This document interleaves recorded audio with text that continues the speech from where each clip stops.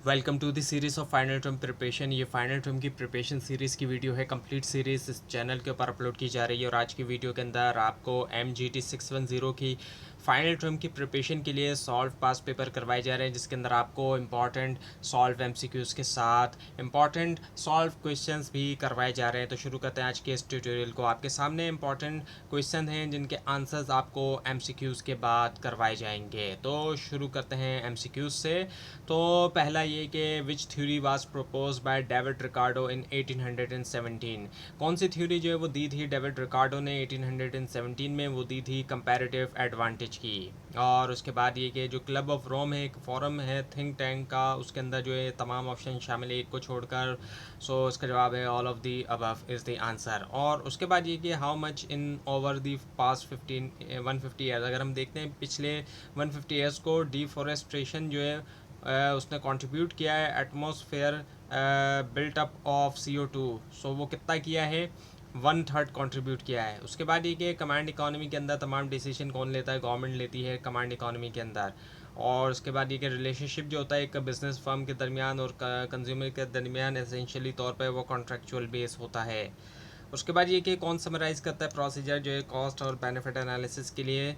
Sorry, किसने summarise किया procedure cost और बेनिफिट एनालिसिस के लिए? वो किया थॉमस कलाइन ने।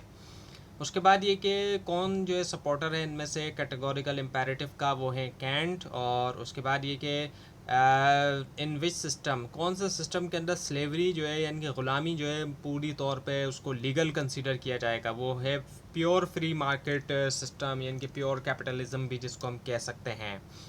उसके बाद ये कि हु हैज़ डिफेंडेड, किसने डिफेंड किया फ्री मार्केट को on the basis of utilitarian argument? वो किया एडम स्मिथ ने किया ये काम। और उसके बाद ये कि इनमें से कौन सा जो है वो एक इकोनॉमिक सिस्टम होता है जिसमें मींस ऑफ प्रोडक्शन प्राइवेटली तौर पे ओन किया जाता है और ऑपरेट किया जाता है प्रॉफिट के लिए? तो कैपिटलिज्म के अंदर ऐसा होता है कि जो भी मींस ऑफ प्रोडक्शन होते हैं वो प्राइवेट ऑनरशिप के अंदर होते हैं और मकसद सिर्फ प्रॉफिट होता है। उसके बाद ये जो कौन सा व्यू है पब्लिक पॉलिसी का, जो कि इनमें से कौन सा जो है पब्लिक पॉलिसी का व्यू जो कि एडवोकेट करता है ब्रेक करना लार्ज फर्म को जो है स्मॉलर यूनिट के अंदर? वो है द एंटी ट्रस्ट व्यू। और उसके बाद ये कि इनमें से कौन सा जो है वो कॉस्ट है जो कि मैन्युफैक्चरर बर्दाश्त नहीं करता? वो है सोशल कॉस्ट, क्योंकि पूरी सोसाइटी उठाती है वो।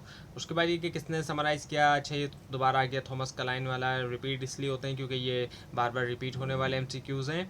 उसके बाद एक इनमें से कौन सा जो है सिर्फ वही तरीका होता है इंश्योर करने का supply future sorry tomorrow generation के लिए, आने वाली जनरेशन के लिए? वो है कंजर्वेशन।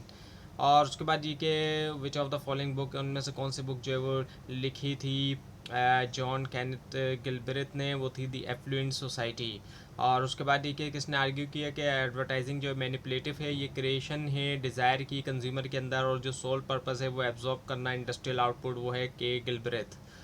उसके बाद ये कि इनमें से कौन सा एट्रीब्यूट जो ट्रांसलेट करता है स्टेटमेंट के मार्केटर को एक्सप्लॉइट न करना चाहिए? क्रेडिबिलिटी, लैक ऑफ नॉलेज, या फिर जो इनएक्सपीरियंस है कंज्यूमर्स का? वो है ऑनेस्टी। ऑनेस्टी ही ये चीज़ कहता है कि मार्केटर्स जो वो एक्सप्लॉइट ना करें कंज्यूमर्स की जो भी ज़ाहिरी बातें उनकी इनएक्सपीरियंस वगैरह या उनके पास जो नॉलेज की कमी है उसको। उसके बाद ये कि इनमें से कौन सा जो वो प्राइमरी फंक्शन है कमर्शियल एडवर्टाइजमेंट का? वो है sell product to prospective buyer. और उसके बाद ये कि इनमें से कौन सा जो है वो बनाता है फ्रीडम जो है और फ्रीडम ऑफ चॉइस इम्पॉसिबल? वो है मिस रिप्रेजेंटेशन। उसके बाद ये कि इनमें से कौन सा जो है होल्ड करता है कि तमाम जो पब्लिक ऑफिस और एम्प्लॉई उनको अवेलेबल हो हर किसी को? वो है प्रिंसिपल ऑफ इक्वल अपॉर्चुनिटी। उसके बाद ये कि किसने प्रेजेंट किया थ्योरी ऑफ एब्सोल्यूट एडवांटेज? वो किया एडम स्मिथ ने। और उसके बाद ये कि इनमें से कौन सा राइट जो है उसको एम्बॉडीड किया परफेक्ट कॉम्पिटिटिव फ्री मार्केट की तरफ से? वो है negative right of freedom from coercion. उसके बाद ये कि इनमें से किस ऑप्शन से मुराद जो वो अनडिज़ायरेबल और अनइंटेंटेड कंटेमिनेशन होती है एनवायरनमेंट की मैन्युफैक्चरर की तरफ से या फिर यूज़ ऑफ कमोडिटीज़? वो है पॉल्यूशन। उसके बाद एक इनमें से कौन सी पब्लिक पॉलिसी व्यू जो है क्लेम करती है कि पावर जो है मोनोपली की इज़ नॉट एज लार्ज, वो इतनी लार्ज नहीं है जैसे कि वो दिखाई देती है? वो है डू नथिंग व्यू। और उसके बाद देखिए कितने लोग जो है वर्ल्ड के अंदर उनके पास एक्सेस नहीं है सेफ़र वाटर तक? वो है 1 बिलियन लोग। और उसके बाद ये इनमें से कौन सा जो है वो रिक्वायर करता है कि दोस्त हु हैव बीन इंजर्ड, जो कि इंजर्ड हुए हैं, उनको कंपनसेट किया जाए उनकी तरफ से? जिन्होंने उनको इंजर किया है, जाहिर बात है इंजर्ड हो गए हैं, ज़ख्मी हो गए, तो जो ज़ख्मी करने वाले हैं उनकी तरफ से कंपनसेशन दी जाए, ये है कंपनसेटरी जस्टिस के अंदर। उसके बाद ये कि इनमें से कौन सा एक्सप्लेन करता है बेयरिंग जो है एक्सटर्नल कॉज जो है पॉल्यूशन की लार्जली बाय दोस्त उनकी तरफ से जो इंजॉय भी नहीं करते इसका नेट बेनिफिट एक्टिविटी से जो कि प्रोड्यूस करती है पॉल्यूशन, ये है एनवायरमेंटल इनजस्टिस हो रही है यहाँ पर। उसके बाद ये क्रिटिक्स जो होते हैं मार्केट अप्रोच के रिस्पॉन्ड करते हैं कि जो बेनिफिट है फ्री मार्केट के उनके ऑप्टेन होते हैं तभी जब मार्केट के पास जो होती हैं कुछ ये करेक्टरिस्टिक्स जितनी भी आपको बताई जा रही हैं सिवाय एक को छोड़ के, वो हैं देयर आर एक्सटर्नल कॉस्ट। उसके बाद ये कि विच ऑफ द फॉलोइंग इनमें से कौन सी जो है सिचुएशन होती है जहाँ पर डिमांड हमेशा एक्सीड कर जाती है सप्लाई को, वो है मोनोपली। मोनोपली में क्या होता है कि जाहिर बात है एक ही सेलर होता है तो वो कम प्रोड्यूस करता है, पर डिमांड एक्सीड कर जाती है सप्लाई को, जिस तरह इलेक्ट्रिसिटी की अगर हम बात करते हैं हमारे यहाँ पे। उसके बाद ये कि इनमें से कौन सा जो है वो डिस्क्राइब करता है ईज़ यानी कि आसानी विद विच द प्रोडक्ट जिसके साथ प्रोडक्ट को रिपेयर किया जा सकता है, उसको रखा जा सकता है ऑपरेटिंग कंडीशन में, वो है मेंटेनेबिलिटी।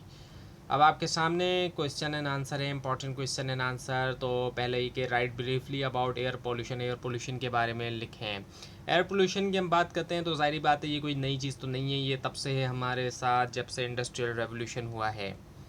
और कॉस्ट जो है वो जाहिर बात है एयर पोल्यूशन की बढ़ती जा रही है जैसे जैसे इंडस्ट्रियलाइजेशन के अंदर इजाफा देखने में आता है। और आज के दौर में एयर पोल्यूटेंट जो है वो अफेक्ट करते हैं वेजिटेबल्स को, और एग्रीकल्चर यील्ड्स के अंदर कमी हो रही है, इन्फ्लिक्ट कर रहे हैं लॉस जो है टिम्बर इंडस्ट्री के ऊपर, जो लकड़ी वगैरह की जारी बात इंडस्ट्री है, और ये नुकसान पहुंचाते हैं कंस्ट्रक्शन मटेरियल को कोरोजन के ज़रिए, डिकलरेशन के ज़रिए और रोड के ज़रिए, और हैज़ार्डस हैं जारी बातें हेल्थ के लिए भी और लाइफ के लिए भी, और मेडिकल कॉस्ट हो रही है, इजाफ़ा हो रहा है इसमें, और जो इन्जॉयमेंट ऑफ लिविंग है उसके अंदर हम देखते हैं कि उसके अंदर कमी आती चली जा रही है। और इसी की वजह से हम देखते हैं कि ग्लोबल वार्मिंग और जो डिस्ट्रक्शन हो रही है जो ओजोन लेयर है उसकी। उसके बाद ये कि क्या एडवर्टाइजिंग जो है एडवर्टाइजिंग वेस्ट ऑफ टाइम है, और क्या ये हार्मफुल और या बेनिफिशियल है कंज्यूमर के लिए। तो सिंपल वर्ड में अगर हम कहें, एक सेंटेंस में कहें, तो यही है कि ये वेस्ट ऑफ टाइम तो नहीं है। और जो इन्फॉर्मेशन जो है वो सप्लाई की जाती है डायरेक्टली और इनएक्सपेंसिवली तौर पे, तो जबकि ये ज़रूर है कि एडवर्टाइजमेंट जो है वो डिज़ायर क्रिएट करती है और ये रिस्पॉन्सिबल भी होती है ग्रेजुअली एक्सपेंडिंग इकॉनमी की भी। उसके बाद ये कि डिस्क्राइब करें पफरी। पफरी क्या है? पफरी अगर हम देखें तो कुछ एग्जेजरेशन को हम कह सकते हैं, जो एग्जेजरेशन की जाती है। पफरी से मुराद यही होता है कि एग्जेजरेशन की जाती है या फिर फॉल्स प्रेज की जाती है किसी भी प्रोडक्ट के बारे में, और एग्जेजरेटेड कमेंडेशन होती है स्पेशली प्रमोशनल पर्पसेस के लिए भी। एग्जेजरेटेड डिस्क्रिप्शन होता है गुड्स या सर्विसेज वगैरह का। तो अब अगर हम देखें पफरी को कुछ प्रोडक्ट्स वगैरह के हिसाब से, चीज़ों के या सर्विसेज के हिसाब से, तो अगर हम वंडर ब्रेड की हम बात करते हैं तो यकीनी तौर पे जाहिर बात है तो नाम उसका वंडर ब्रेड, लेकिन वो कोई वंडर नहीं है असल में। और इसी तरह से ग्रेटेस्ट शोन अर्थ जो है वो जाहिर बात है ग्रेटेस्ट नहीं है। तो इस तरह की जो है वो पफरी देखने में आती है, एग्जेजरेशन जो है वो हमें देखने में आती है। अब ये कि what do you understand by social ecology. Social ecology से क्या आप अंडरस्टैंड करते हैं, समझते हैं। बहुत से थिंकर्स ने आर्ग्यू किया कि एनवायरमेंटल क्राइसिस जो हम फेस करते हैं उसका रूट होता है सोशल सिस्टम के अंदर हायरार्की की और डोमिनेशन, जो कि करैक्टराइज करता है हमारी सोसाइटी को। उसके बाद ये कि रिसोर्स डिप्लेशन से क्या मुराद है। रिसोर्स डिप्लेशन से मुराद जो है वो कंजम्पशन होती है फाइनाइट, या फिर ऐसे रिसोर्स जो स्केर्स होते हैं, जो लिमिटेड होते हैं। और इन सर्टेन इस सेंस के अंदर अगर हम देखें तो पॉल्यूशन भी जो है एक टाइप होती है रिसोर्स डिप्लेशन की, क्योंकि इसकी वजह से कंटेमिनेशन होती है एयर की, वाटर की या लैंड की, और डिमिनिश करती है ये उनकी बेनिफिशियल जो भी क्वालिटीज़ होती हैं। तो ये थी आज की वीडियो। आपको इस बारे में कोई क्वेश्चन है, खासतौर पर इसमें कोई मिस्टेक दिखाई दे ज़रूर हाईलाइट कीजिए, और इस पूरी सीरीज़ को देखने के लिए और फाइनल टर्म एग्जाम्स की प्रिपरेशन के लिए इस चैनल को सब्सक्राइब कीजिए, बेल आइकन के ऊपर क्लिक कीजिए। Thanks for watching this video and best of luck for your exam.